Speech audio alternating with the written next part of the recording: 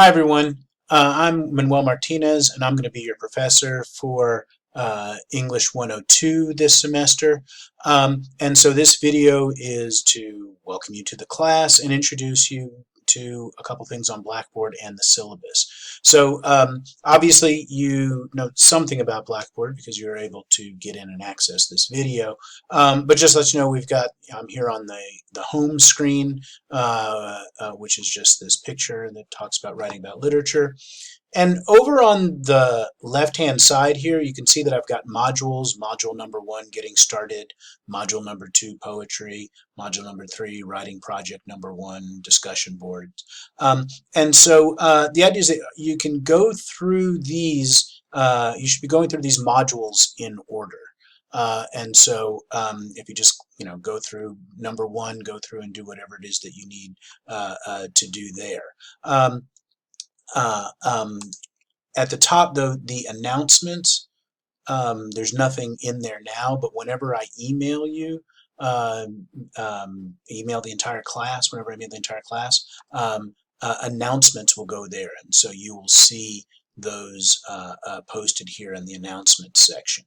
We've got module number 1, getting started. Module number 2, let me just show you after you get through this one, module number 1, if you go through to module number 2, poetry, it's taking a while,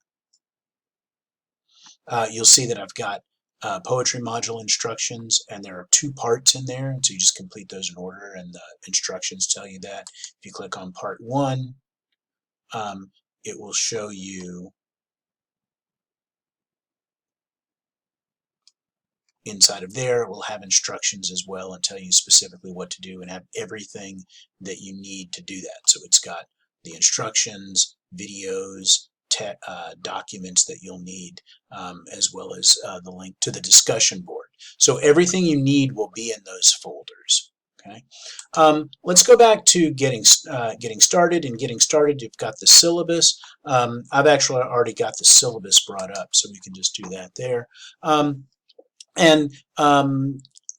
So the syllabus here, as it says, ENGO 102, this is your section number. And I've got this picture here of the Sikh Captain America. Sikhism is a religion, and Sikhs wear these turbans like that. And I have this picture here because I want us to kind of rethink some of what it might mean to be an American. You can see that usually we wouldn't think about having Captain America have this color skin and wearing a turban, but there's no reason he shouldn't. I mean, this guy is an American.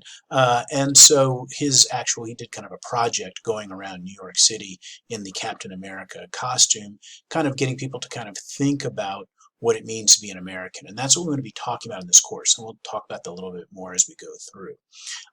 So Professor Manuel Manny Martinez is who I am. This course is online. There's no classroom. The class time is asynchronous. That means that there's no specific time that we're going to be meeting. I know some of your online classes might have a specific time where you have to log into Blackboard, Collaborate, or WebEx or something like that.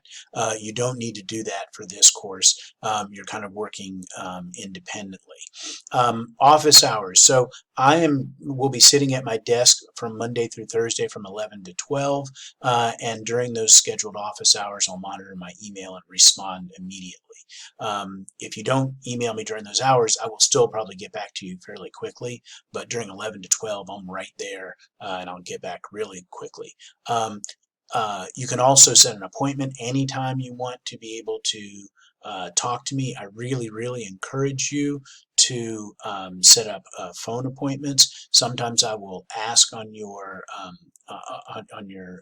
papers, I'll ask you to set up a phone appointment with me. That's one of the best things that we can do to go about making sure that your writing is going about in the way that it should be. So please stay in contact through email, and definitely think about making phone appointments. I really would like to talk to everybody on the phone sometime throughout the semester. This is my email address where you can get hold of me. Do take note, though, that my email address is mamartinez. Most professors, it's just the first letter of their first name and then their last name. Mine is the first two letters of my first name. If you send a letter to M. Martinez, it will not get to me. So it is M.A. Martinez. So just be careful about that. The course theme, that means what we're going to be, kind of what all the readings are going to revolve around this semester. And that relates back to the picture. So it says the theme of this course is who are you and what are you doing here? And through most of our readings and writings, we'll be exploring the ways in which American literature shapes evolving ideas of what it means to be American. We'll especially be focusing on the ambivalence to assimilation experienced by both recent immigrants and those native-born Americans who are not represented in mainstream American culture. So I have this phrase here, ambivalence to assimilation. Assimilation means kind of adapting to a new culture. So people who are born somewhere else are going to have to adapt to American culture. Ambivalence is when we have kind of mixed feelings about something. And so what kind of mixed feelings might people have about adapting to that culture? People might decide to come to the United States, but still, for whatever reasons, there might be things that they don't like about it. There might be things that they miss about their home culture. How is it that people kind of balance those things out? And a lot of the literature that we're going to look at this semester focuses on that theme. But we're not only going to be talking about people who are born someplace else. We're going to talk about, as I say here, native-born Americans who are not represented in mainstream culture. And so we might be talking about things like African Americans who feel as if completely American, but for various reasons, might feel as if the way in which they do things is not seen as typically American. And so how might they think about being American? So those are kind of ideas that we're going to be dealing with. All of our literature is going to be focusing around that. Course description. In this course, we'll continue to develop the writing skills you began working on in ENGO 101 by having you analyze literary texts. Literature can be complicated and elusive, which is what makes it an ideal subject for developing your writing skills. It's easy to communicate simple ideas, but to communicate the complex ideas we may have, we must carefully organize our thoughts and compose sentences that are particularly clear and precise. So recognize this is a writing course primarily. We will be reading literature, we're going to be talking about literature, but primarily we're going to be talking about how is it that we can write effectively. And I know that, obviously most of you are not going to be writing about literature beyond this course. After you take this course, many of you will not write anything else about literature. So my goal here is not to get you necessarily only to write a good literature essay, but to think about how is it that we can clearly express complicated ideas. That's ultimately what you want here. Literature is just one complicated idea, but I want you to be able to kind of generalize, to be able to say, look, I can write about this one complicated idea, literature, but I can use some of those same skills to talk about other complicated ideas once you move past this course. So think about that, because I don't want us to be only focused on literature. There is a larger goal that a course like this serves, and I want you to be aware of that this is not just this thing that we're doing here. I want to prepare you for other courses and that you might be taking, your eventual careers that you may have. And so I hope that I am focusing on skills that are going to translate to that. The prerequisite, you must have successfully completed ENGO 101 to take this course. So assume that you've all done that. Course objectives. I'm not going to read through these, but this is what the department has decided that you should be able to do in this course, right? What it is that we want you to be able to do. And so if you have questions about why we might be doing certain things, you're like, well, why are we discussing literature? Why did you decide to do that? Well, realize that that is a component of this course. The department decided that we would be talking about literature. So that's something that I have to do. So just look through these so you can understand why we might be doing some of the things that we're doing. If you look through the grading and assignments, if you look over on the right-hand side, you can see how many points you need to be able to get a particular grade. There's 1,000 points total, and then you can see how many points you need to be able to get an AA minus, B plus, etc. If you look over on the left-hand side, you can see the specific assignments that you will need to complete. So I say you've got major project outlines. I build you up to write projects. We're going to be writing 3 projects for this course, and for each course you have to write an outline, a rough draft, and a final draft, and then a reflection. So the outlines, you'll have, I've spelled outlines there, but that's all right. For the outlines, you have 3 at 25 points each. You'll then have to, after you write your outlines, and I mark them up, you'll have your rough drafts. You're going to do 3 of those at 50 points each. After you do your rough drafts and mark them up, you'll need to then turn in a final draft. You'll have 3 of those at 50 points each.